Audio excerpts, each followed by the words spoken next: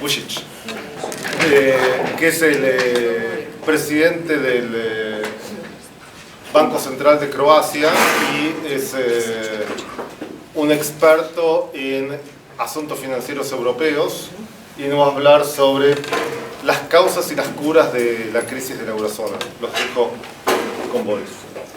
Thanks, Andy. So what I'm going to talk about today, I don't know if Andy has explained that in plain Spanish, is the European Eurozone crisis and my own view on it, which I hope will be interesting to you.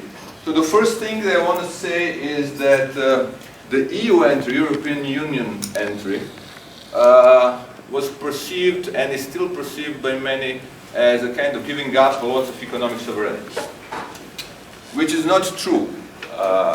Joining the European Union itself, you actually give up very little of economic sovereignty.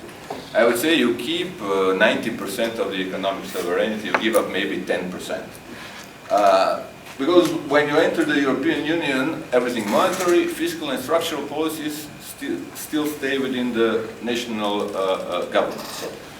EU has actually very little to say on that.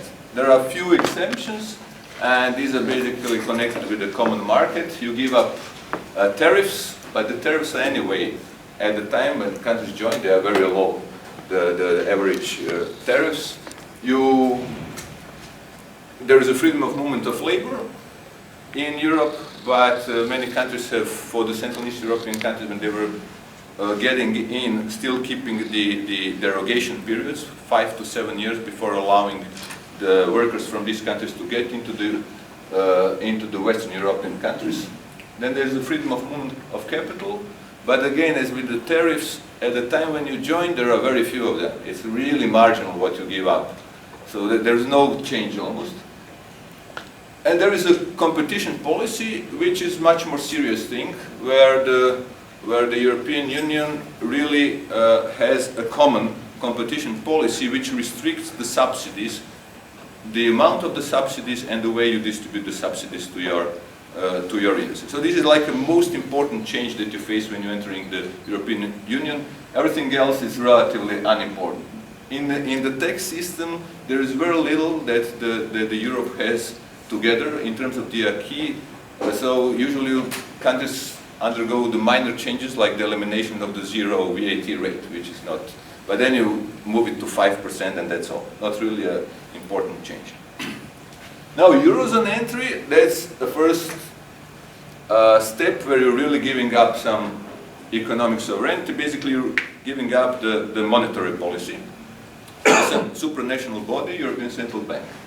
However, that also means that for the countries that join, most part, at the moment that they join, most part of their debt becomes denominated in domestic currency. So you give up, you eliminate the exchange rate risk, which is good. Interest rates come down because of the elimination of the foreign exchange risk and because you have the access then to the European Central Bank. Cheaper borrowing basically than was normally the case before.